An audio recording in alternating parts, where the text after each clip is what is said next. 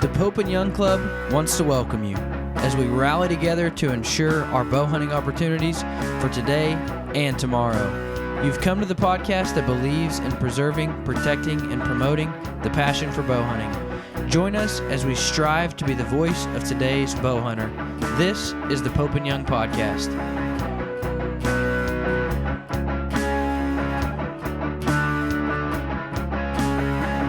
Hello, everybody. Welcome to the Pope and Young Podcast. Jason Roundsville here, joined as always with my co-host Dylan Ray, and we have world record holder. I'm going to say, Rodney, brand new world record holder, even though it's been a while for you. So we have Rodney Cockeram, who now has the world record Central Barren Ground Caribou in velvet. Rodney, welcome to the Pope and Young Podcast. Thank you. It's exciting to be here. It's quite an honor. Well, we appreciate you taking some time. We always like to talk to our hunters, and especially the world record stories. It seems like there always seems to be a little more behind them. So I'd like to start out, and I'd like to hear about the hunt and about this animal. Can you give our listeners let's hear the story. Sure. So, and I'm going to start back a little ways on my very first caribou hunt that I ever went to, which I'd never been on a guided hunt before. I was asked to go. So I went with, there was actually a group of us. There was 12 of us that went up. And we were in the Northwest Territory. Camp Equo is where we were at, which means Camp Caribou in the native language. Went up there with the harvest two species, right? Two caribou. Absolutely the funnest thing I'd ever done in my life. Nice. Couple years passed. Everybody killed on that particular trip. I think almost everybody killed, and there was 12 of us, and out of the 12, I believe there was only 3 rifle hunters, and the rest of us were archery hunters. Okay, in that particular camp, which was quite a deal. It was absolutely phenomenal. So then I wanted to do it again. A few years passed. A good friend of mine, Michael Parks, asked if I wanted to go back up again. I did. And so we flew back in. Michael and I we stayed in one of the tents, the two of us, and then we'd gone out in the morning. I ended up killing a decent caribou. Any that you can take with a archery I think is phenomenal. So a couple of days went by. We weren't seeing a lot of animals because it was warm. They really hadn't started the heavy migration yet. And then a couple of days went by. We found some caribou, so we got on them. My particular caribou, the one that I ended up taking, it was my day to shoot. So I was fortunate enough to be the one to put the sneak on this animal. So got down off over the little knoll there, got into some brush, got up to him, got to within like 30 yards of him, looked at him. Well, the day before, and I didn't understand how caribou were really scored, and that's not the big thing to me, but he had one of his bez was a spike. Okay. Well, I just killed one a couple days before that already had a spike on it. I wanted that caribou with the big bez on it, right? I just wanted one that looked really cool. Okay. So at 30 yards, I passed this caribou up, went back up on the hill where the George, I believe is what my guide's name was, and Michael, and they're sitting there and they're looking at me and they go, well, what happened? And I said, I passed him up, and they're both their jaws they hit the ground. They're like, you're kidding me. Yeah. Pass him up. I said, well, yeah, I've had some hunting buddies that I've wanted to smack from time to time. That might have been the situation. So I go, well, he had a spike on one side, and they're like, do you realize how big that animal was? I said, yeah, he was a nice caribou. I said, but that wasn't what I was looking for. George, the guide, looked at me and he goes, you realize that was probably close to a world record. And I'm like, you're kidding me. He's like, oh, no. So, of course, I just felt like absolute crap. So we take off. We go hunting the rest of the day. And of course, Michael was up and I can't remember if he killed one. I don't think he killed one. And so that late in the afternoon, we're headed back to camp in the boat. And I go to George. I said, go back over there. He starts laughing at me. He says, no, he says, there's no way that caribou is there. And I said, just humor me and go back over there. He went back over there. That caribou was 75 yards from where I left him. Really? Which is unbelievable. So if you don't think that things are meant to be, this is a prime example, because caribou, we all know caribou feed at 3 miles an hour constantly. They're constantly moving. Okay. So he was there. So we went around a little point, dropped me off, snuck in there. I crawled on my belly, got eaten up by white socks, which are the bugs up there that were terrible. Set up. They were all laying down in kind of a V. There was 5 bulls there. My bull was at the back, the biggest one. And so I was behind a piece of, I think it was blueberry brush that would barely cover me, and was basically on my side and had to roll and draw and get to my knees, and shot him at like 40 yards. He went 25 yards and tipped over. Yeah. So, wow. So pretty phenomenal story, and that's one of those stories that will, like most of the animals I've taken, that one just really, really sticks in my mind like it happened yesterday. So that's awesome. Pretty phenomenal. Yeah, pretty phenomenal. Yeah. So we get him, we take care of him, we take him apart, we get him back to camp, and fortunately we had a taxidermist in camp, and they're looking at it. Of course, I'm pretty excited about how big he was, and everybody's all goo-goo-eyed over him, and so I go, I want to save this, and I want to save the velvet. So he brought all of his stuff and actually injected it with the salt brine or whatever he used. The funny part of it is that when we were getting ready to fly out, they go, well, we've got to split the horns on this. And I'm like, no, what? You're not. If this thing is potentially that big, you are not splitting the horns. Right. Okay. So it cost me an extra, I don't remember, $500 because they couldn't fit him in there with the rest of the gear, and had to make a special trip to bring that set of horns out. Okay. Once they did that, they're like, okay, now we have to crate them and figure out how to get them shipped to you. Well, it took 4.5 months because they had to crate them, ship them, get across the border into the United States, and I trucking company to pick them up and then get them down to me into to Portland, Oregon area. So okay. Quite a story, and it was quite a long, drawn out process just to get them back. Wow. So wow. Well, good, man, right there. Good thing that you had. Well, I don't know about passing the first time. I'm not going to say that was good, but it's a good, but it's a good thing that you went back for him. And good thing you had the forethought right then, to pay the extra money, because that's a lot of money, and take all the extra steps to get him back without splitting it. And, and here it is. And what year was that? That was 2000, and what year was that? Well, it was 17 years ago. Where's that? Okay. It's 2005. 05? right? Okay. Yep. Gotcha. Yep. 2005.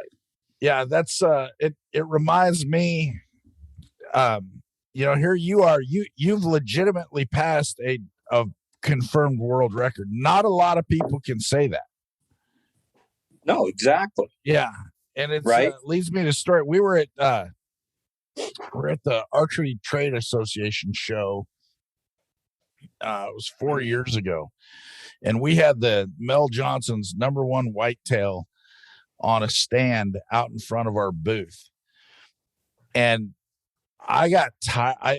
You're sitting there, and here's the world record buck. It's long standing record. It was shot in the 60s. And people come up and they'd look at it and they'd be like, "Oh, I got a few of those," and you're just like, "No, you don't." And it's like, and it just, this goes on. Like the first day, it was just over and over and over. And it's finally the second day, I just started, messing with people a little bit, because they just come up and they'd be like, "Oh yeah, I got one like that." I said, this is one I'd like to have back. And they're like, "Well, what do you mean?" I was like, if I'd have known how big this was, I wouldn't have passed it and let my buddy shoot this one. And the guys are like, "You passed that?" And I'm like, "No, it was shot before I was born, but still, it was just, So I was joking about it. You actually did that. So I actually did that. Yes. That's pretty cool. Which, again, and I go back to my previous statement, which was, if people don't believe things happen for a reason, that is, I don't know how much more proof you need, that one, if you're persistent, if you're passionate, if you will sometimes go back through and retrace your steps and do some of those things. Look, it's possible. It's possible for things like this that I've been blessed with to actually take an animal of that quality. Okay. Yeah. So things happen for a reason. Absolutely. Now the process, I want to talk about a little bit about the process for getting this to be, because years ago, it's just in the last couple of years that we have recognized velvet animals as official world records, because our policy in the past was that we would measure a velvet animal, but we did not have world records in the velvet category. And so, Correct.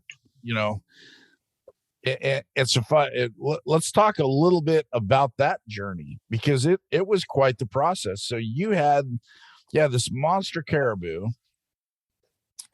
You sent it into panel, 14, 15 years ago. And apparently at the time we called, if it was a top 5 animal in velvet, we called them in to panel. But from my understanding, they'd come to panel and most of them did not get measured and verified by the panel committee. Correct.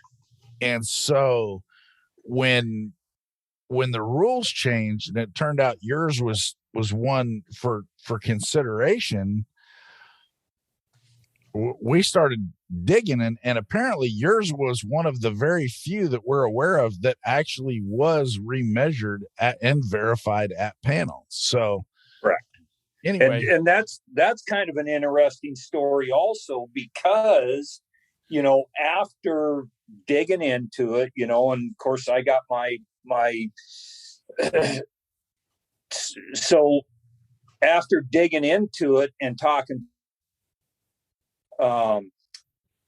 he was not there at that particular convention, but he did talk to a bunch of the guys that were there. And my understanding was at that time or that year, they only received like 65 animals, period, right? That actually showed up at convention.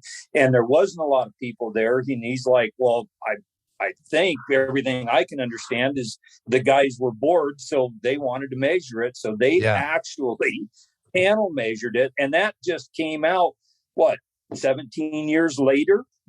All that information just comes out, probably because I was so persistent on bugging Tim and Roy both, going, look, I have the paperwork. I have both paperworks that are both stamped and signed, and you can see where they had a correction in there where they were going back and forth on one of the points on it, and then it's initialed. So you tell me how this wasn't panel score.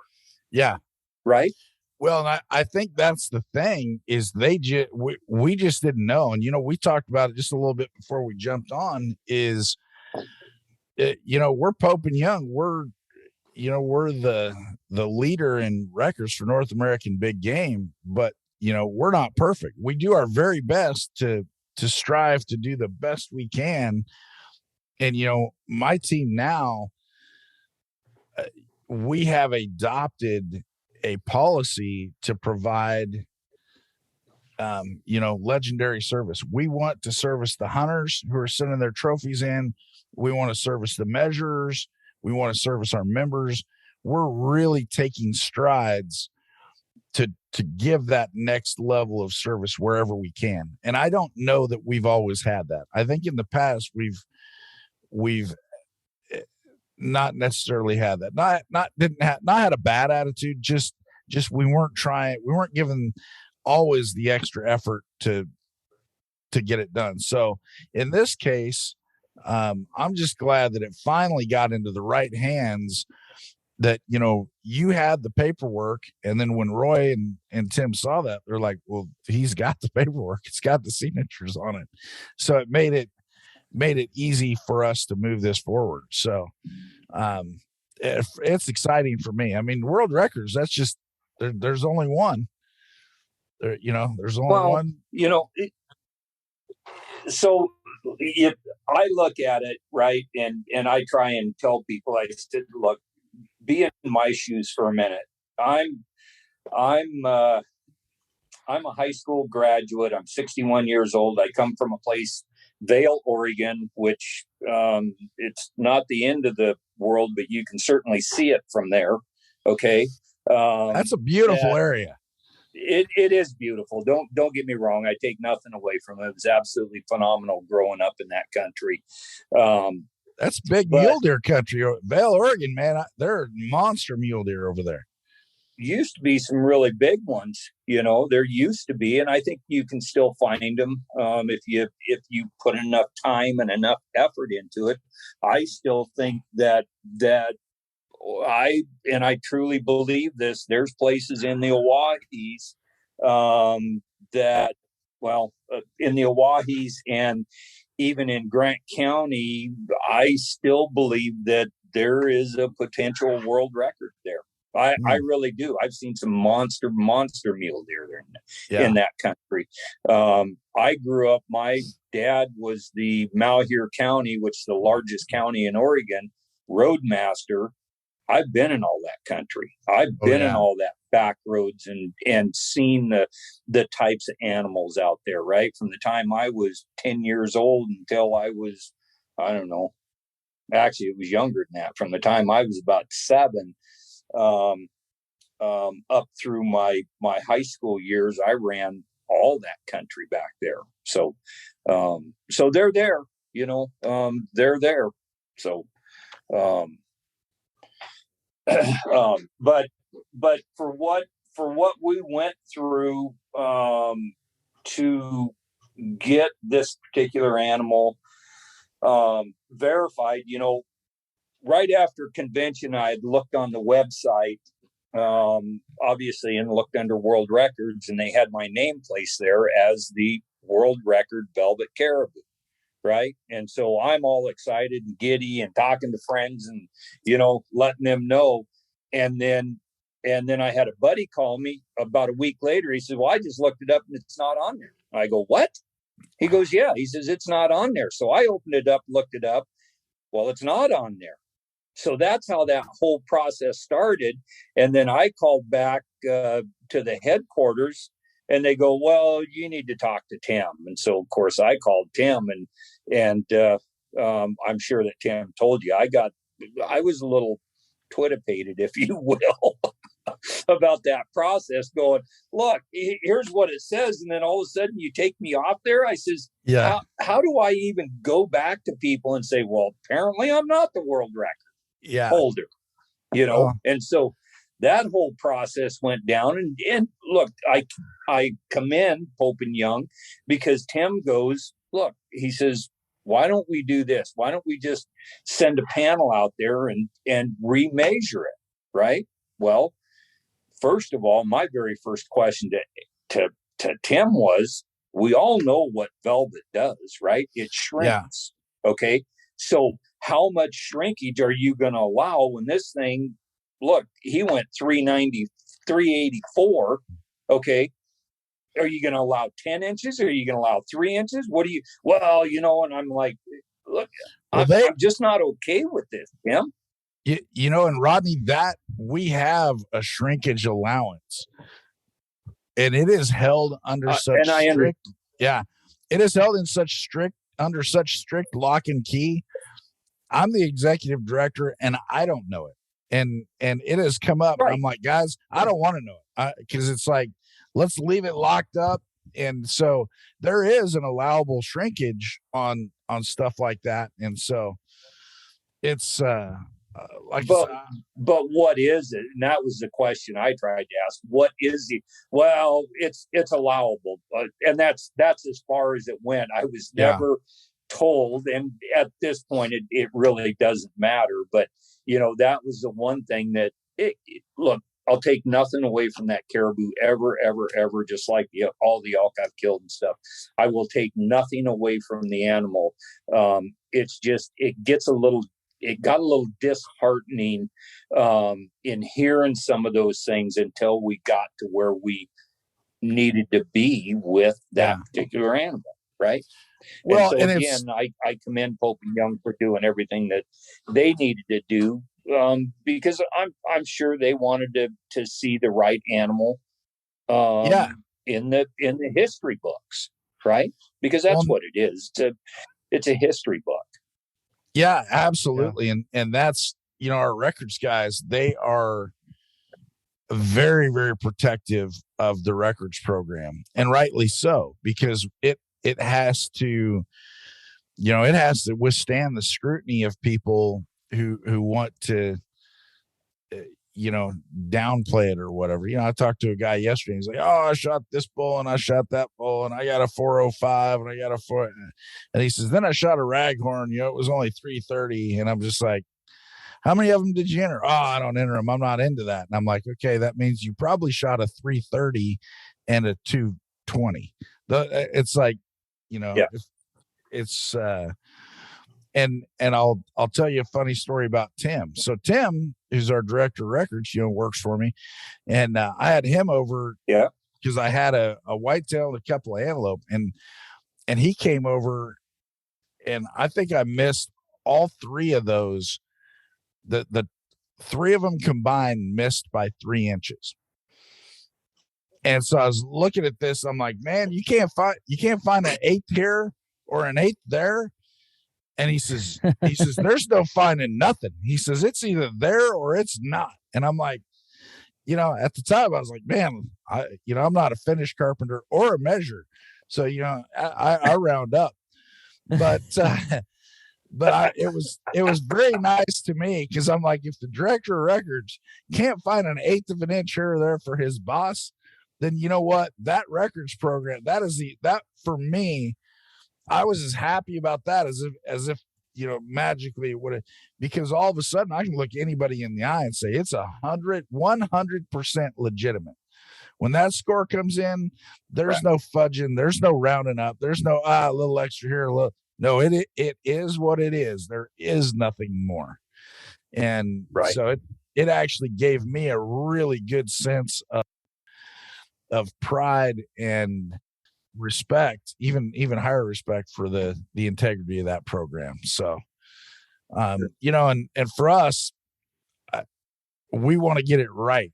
And so even though it's been 17 years, Rodney, we finally got it right. And so No, now, absolutely. Now we're looking. I can't wait to see that thing in Reno. I'm really excited to see that. So I'm so when I sent that back the first time, I took that caribou from Sandy, Oregon to Boise, Idaho, because that was the closest Cabela's to ship him from, and then sent him back to, I believe it's Hamburg, Pennsylvania is where I sent him to, right? Nervous as a cat on a hot tin roof. Oh, yeah. Right? Shipping that thing back. Well, so driving that far, when we got to Boise, I opened the crate up and the horns were loose. And I'm like, oh my, no. OMG, right?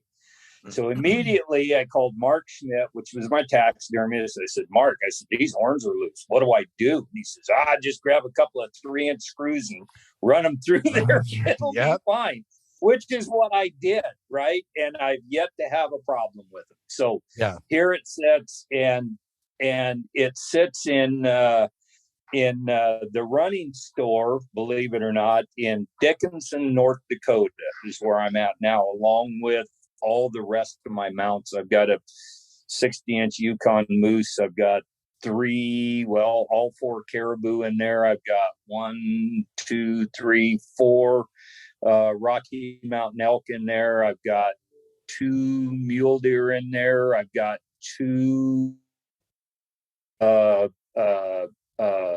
Western Oregon blacktail in there, an antelope in there. What else? I think I've got a duck in there. But when I moved to North Dakota, Runnings here in Dickinson had just built that new sporting goods site. So I'm moving from Oregon, moving out to Dickinson, and I'm trying to figure out what am I going to do with all my heads, because they don't build houses like that to hang those types of heads in, right? So I had pictures of them, walked in there. I kind of looked around at their mounts, and they, again, not to take nothing away from anybody else's animals, but lots of those I wouldn't have mounted, me personally. Walked in there, showed them the pictures, and go, well, I'd ask them, I says, would you guys be willing to hang any heads? And they're like, well, I don't know. What do you got? So I start scrolling through my pictures, and they couldn't say yes fast enough. Yeah. So they give me the main checkout area is where all of my animals are at. And that is my area, right? Where all the guns are at, where they do all the checkouts at. They made all the plaques for me. They put the scores on there from what I have on them, right? So it's pretty humbling to be able to walk into a establishment like that, which is all over basically from the Midwest to the East Coast is where the running stores are. Well, this is probably the only running store in the country that has a world record. Which is pretty phenomenal. They give you any coupons or anything? No, they just let me hang on there.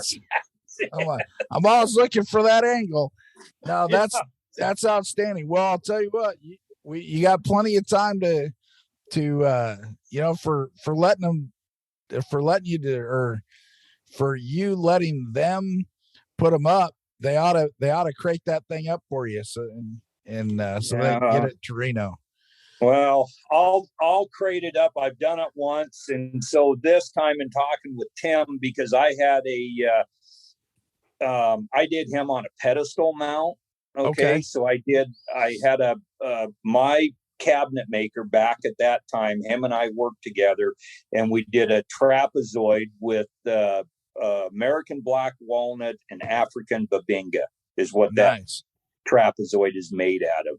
So I am going to send him back with the pedestal, and probably send him back with my certificate of merit plaque that I got back in 2005 from Pope and Young, right? Just to show that, yes, this thing was back and was at Pope and Young back in 2005, 2006, I think is when it was. But anyways, so not too many animals get invited to multiple conventions. So you're you're a pretty rare company there, sir. This is which again is very, very humbling. I happened to go back up just the right time, and just happened to be persistent enough to be able to be fortunate enough to harvest a quality animal like that. Yeah. And where you were living in Oregon when you took that? I was, yes. Okay. All right.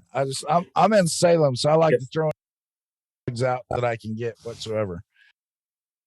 So we just came back from Oregon, so we still have a cabin on the middle fork of the John Day River. Nice. Up in Galena, you know where Galena is? Yes, sir. Yeah. So the little town of Galena, next to the original hotel that sits almost right on the road there, that's our cabin right behind it. Wow. Okay. So, very cool. So I grew up in that country. I actually took my,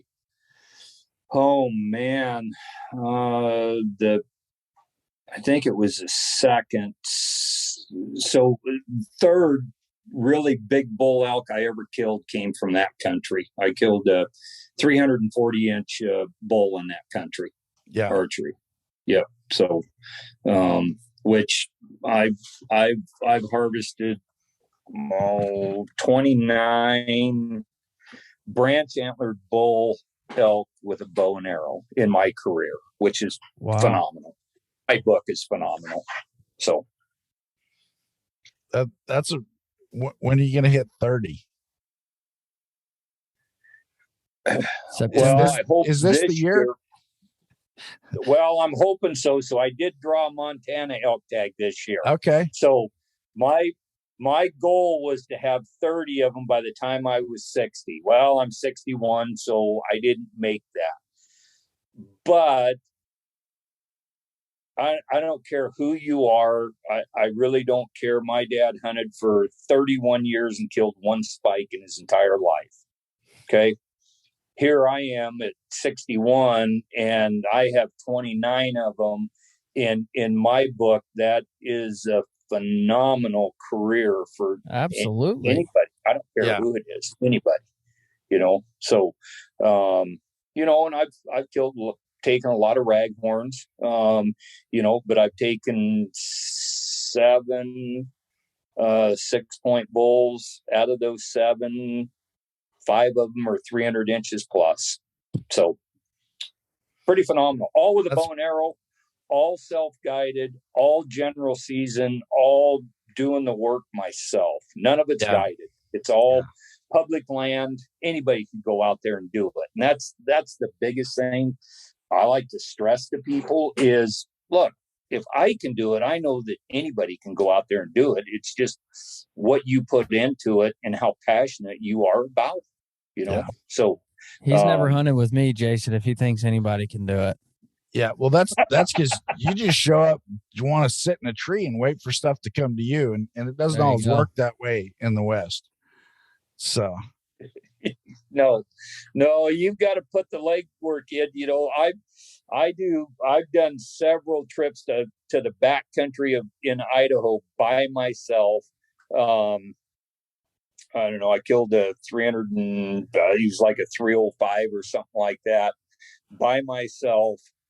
Packed him out by myself. Spent 2 days out there, getting the animal and living on Diet Pepsi and oatmeal cream pie cookies. That's what I lived on for 2 days. So I'm extreme when it comes to elk hunting because I love elk hunting and I respect the animal. I can't tell you how much I respect them. That is one of my passions in life is elk hunting and fishing. Those are the two biggest passions in my life. So, yeah. Yep. So now Rodney, here's the question we ask everybody on the show is whether you're chasing elk or whether you're, passing world record caribou, had to bring it back up. Hey, this is the only chance we're going to get to, ask this, Dylan. So anyway, Rodney, when you're out in the field, what is one, maybe a non-traditional item that you like to have with you in your pack? Oatmeal cream pies. No, I don't eat those no more. So I carry with me still to this day the hat I was wearing when I killed my first bull is still in my pack, folded up, broken arrow archery out of Milwaukee, Oregon is where they used to be. That is still in my hat. It is nasty, grungy, but I can't not have it in my pack. There's something about a lucky hat. Yep. There is something about a lucky hat. So that is all right. We'll take that. That's the first one. That's the first time anybody said lucky hat. We're gonna pop that on the list. Yep. So it's kind of weird because people ask me, what are you doing with that thing? And it's like, look, I don't know. It's something about it that if I don't have it, I'm just kind of off a little bit. So anyways, yeah. Well, superstition's kind of a funny thing. And I always used to say it's a lot better to have a lucky hat than to not change your socks for weeks on end. You're right. I'm changing my socks every day, but I'll have a lucky hat. Yep. And it's always with me in my backpack. Whether I'm elk hunting or deer hunting, it doesn't matter. It's always in the pack. I believe it was even in the pack when I took that caribou. So, yeah. Very good. Well, I'll tell you what, Rodney, congratulations, man. That's quite the thing. And not only congratulations, but thanks for sticking in with us and, believing in Pope and Young, even when things didn't exactly work out, I mean, they worked out. It's just we've made some changes, and we're hoping they're for the better. And in this case, clearly, it's for the better, and we're excited about it. And so, thanks for sticking with us on this one. Yeah, absolutely. You guys did the right thing. Again, persistence, it pays off for you to be persistent, whether it's in your personal life or in the hunting life or trying to get your caribou recognized as the world record. Persistence pays off, right? And if you do the right things and you work with the right people, and again, I commend Pope and Young on what they did and being persistent, also on making sure that they got all the data and they found everything they needed, because obviously it paid off, right? Yeah. So, Jason, we're gonna have to make sure Tim doesn't listen to this episode, or he's gonna get a little bit of a ego. That's I'll do my best to knock that down a notch then if I need to. So I'm excited. I'm looking forward to being in Reno. I am going to be in Reno for that. I'm trying to figure out and trying to draw up plans as to how to ship that caribou with the pedestal. I haven't quite come up with an idea yet, but I'm working on it. So, but I will be there. I know I'll have friends and family that are pretty excited to come see that also. So, yeah, I'm excited about it. Yeah, really. Well, excited. I'll tell you what. Number one, make sure you look me up. Looking forward to meeting you. And then number two, here's a shout out to our friends at Cabela's and Bass Pro Shops. They take care of the shipping for a number of our trophies, and they really make panel and convention possible, because without Cabela's and Bass Pro Shops, the shipping charges for those trophies would be astronomical. So, yeah, you would get a third of them out there. I would bet if people had to ship them on their own dime, it wouldn't happen, and I'll be coming from Dickinson and driving to probably Rapid City or Billings, is going to be the closest place for me to drive to ship it, Yeah. So, and I've got to say this, and I'm going to say it, I've got to give my wife and my kids a lot of thanks for allowing me to be able to hunt the way I do. And, my youngest daughter, I got her into archery hunting. She's killed several deer with her bow. My wife, she actually has a 170-inch mule deer with a bow, which is bigger than any mule deer I've ever killed. So, I've got to give them thanks also for allowing me to pursue my passion and being gone for weeks at a time, sometimes when I'm out running through the country and doing what I love to do. So absolutely, our families play a big role in that. So, and I look back at the amount of people that I've been able to get into actual archery hunting. 30 people probably in the years that I've been archery hunting. Yeah. I've been able to persuade people and show people the beauty of archery hunting, which I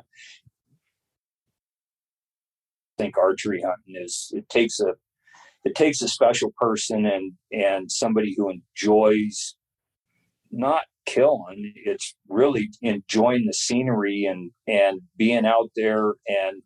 And I like to look at it as, look, you're in their territory. You're on their turf, and to be able to go out and do the things that I've been able to do, see the things that I've been able to see, and harvest the animals I've been able to see is the harvesting part is the bonus. The everything else just leads up to that, Yeah. So anyways, so it's not about killing. It's about the camaraderie if you're with people, and it's about being out there on their terms, I think is the best word I can say. So anyways, so pretty cool. I still like the killing part. So do I. Don't get me wrong, but I look at that as the bonus, right? That is our bonus for working so hard to get out there and do it, from what I've harvested to, I think my biggest bull I've taken is 353, which is pretty phenomenal. So pretty good bull. Yeah. I got a good buddy of mine, Dave. He's actually one of our outfitters with North American Guide Service. And I've been hunting and fishing with this guy for a number of years, and he's a phenomenal hunter. He gets into some of those big bucks over in that Vail territory. And it was kind of neat because I was at the Western Hunt Expo, and they do that, they have the governor's tag for the state of Oregon. Yep. And the picture they show is one of the bucks that Tim and Dave got a guy on. And so it's kind of a neat story. But anyway, Dave's been giving me a grief for years, going on 30 years now. He says, because he's an excellent hunter. He says, you know what? You're an okay hunter. He says, but mostly you're just a killer. And I'm you know what? I'm okay with that. I can live with that. I'll take it. Yeah. There's nothing wrong with that, because that's, we pretty much survive on what we can take from nature, right? Whether it's fish, whether it's deer, whether it's elk, it doesn't matter, birds, whatever, and I would extend this invitation just like I did with Tim. And Tim has roots back here in North Dakota, and I can't believe that he doesn't come out here more. But you guys ever want to go bird hunting, or you want to do some fishing or something, the invitation is there. That's something I just love to do is get people to the outdoors and show them an absolute phenomenal time. So absolutely. anyways, because What about if we want to kill a new world record? Yeah. Well, you know, Hey, so I'll just hang out. I'm gonna hang out with Rodney. I'm gonna say, hey, Rodney, you want that one? No, okay, I'll take that one. Yeah, I'll take whatever you pass. You're gonna pass that. I'll take that. I'll just yeah, no problem. Shoot. Well, you know, I don't know. We love the meat and stuff, right? That's really why I'm out there. I just get lucky. It was a Mount Emily bull. That's the bull that I went horn hunting on. It's the only one in my life I've ever went horn hunting on is that particular bull, right? Everything else was okay. Well, 5 point steps in front of me. I've killed more 5 points than probably anybody, but just happens to be the bull that stepped in front of me at that time, you know. So the only time he's ever horn hunted, he kills a world record, Jay. That's what I hear. It's, you know, it's hard for me because I think of how many years that I would have given anything for a 5 point. And then when I have a 5 point in front of me now, it's, you know, I want to pass that so I can get the bigger bull. But I think of how many times that I would have given whatever just to have that 5 point, and my mind starts taking over, and that's where the killer kind of jumps in and says, "Yep, 5 points better than no points." Yeah. Bam. So, well, I do get some grief from my wife because she's like, "You just need to go kill something. We need the meat." And it's like, yeah, well, okay, but you know in my mind, they've got to be allowed to grow up a little bit too and get past that 2 and 3 year old stage, right? So, trying to do my part for the species and trying to grow the herds and get the genetics and stuff. And trust me, it doesn't always work that way because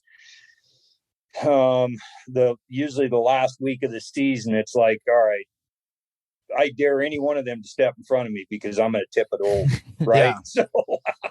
Yeah. So that does happen, right? So I do really good. I do really good about passing small ones until the end of November, and then it's all bets off. All bets off. Yeah, it's down. I actually this last season I FaceTimed my dad after I shot my buck, and I'm like, "Hey, dude, I just wanted to show you this deer I just shot," and he said, "Well, you've passed bigger ones than that all year long." I'm like, "I know, but it wasn't then in November." Yeah. So funny things happen when you start getting to the end of the season, you know. And here's the great thing about North Dakota. So North Dakota, our archery season starts in August, and we get to hunt till the first weekend of January. Wow. Okay. So, but these deer are extremely, extremely hard to hunt.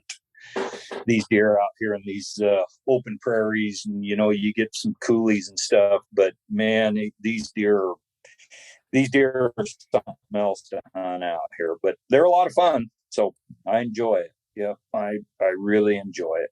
So, anyways. Well, that's great. Well, Rodney, once again, man, thanks for joining us today. Congratulations on that world record. I cannot wait to lay eyes on that thing. Here coming, it's coming up faster than we realize. April's on, right around the corner. So, look forward to meeting you. Far out. Yeah, and so we'll. I think we've got a press release that we're working on, so hopefully that'll be out. And then all your friends, you can just send that to them and say, here, just in case there was any doubt in your mind. So, yeah. So I sent Tim the actual field picture. I don't know if he shared it with you guys, but I did send him the actual field picture of me with that caribou. So probably ought to have him share it with you. So pretty phenomenal. Yeah. Pretty phenomenal. So, and then real quick, just real funny if you got just a second. So I'm one of those guys that I'm very passionate about what I do. I'm very passionate about my hunting. I take things probably a little further than what I should, but, and this is kind of a personal story, but the first big bull that I ever killed in my life, I actually had a ring made out of this ivory. okay, with the score of the bull on there. And then I turned around and I had that bull tattooed on my shoulder. Okay. So then my Caribou, when I found out that he was the world record, I actually took that picture. If Tim will send you that picture, tattooed on my other shoulder, because I respect the animals and anything like that. You know, I've never been really big on tattoos, but because I have so much passion and respect for the animals, I figured what better thing to put on yourself. If you're going to put something on there, put something on there that means something to you. So if I kill a world record, I'll tattoo that mug on my cheek. I don't care. You know, I'm not going on the cheek, but I'll tell Forehead. you what, I'm not so sure if I get a world record, I might do the same. So, yeah. I'm gonna have to look that up. What? Yeah. Is there like a world record for the number of fudgesicles you can eat in an hour or something like that? Because that might be easier to. Uncrustables. Uncrustables. How many Uncrustables? I don't know, man. Some of those people can put that stuff. Yeah. Down. Anyway, Rodney, once again, thanks so much, man. Okay, guys. Well, I appreciate it. I look forward to meeting you. I'm excited to get back there. I'm excited to for the recognition that he's going to get. And again, I just persistence, baby. I can't say that enough. Is if you're persistent enough, things are going to happen. So, anyways. And if I had one piece of advice for you, I think I would just say, next time I wouldn't necessarily pass a world record and hope he's still there 2 hours later. Yeah. He had to make it interesting now. Yeah. You know, it's a way better story, but still. It's like 5 hours later, right? Okay. So, which is, again, things happen for a reason, and sometimes they're just meant to be. So I look at it as like, well, I think when I first saw him, that was just a preview, right? And the real life stuff's coming up later. So there you go. How else do you look at it? You know, and the other piece of it is this particular herd in the central Canadian Barren ground. This, you know, and I'm not going to say it, but there's not a lot of opportunity to go up there and shoot them things anymore because the herd's been so depleted by the wolves, by overhunting, by, you know, there's several things that enter into it. So I'm pretty honored to be able to have been able to go on that trip twice and take 4 great species. So. Excellent. Well, keep shooting them, and now the next thing is get the next one to panel. Yep, that's it. So okay. All right. Gentlemen, thanks, Rodney. Great. Yep. All right.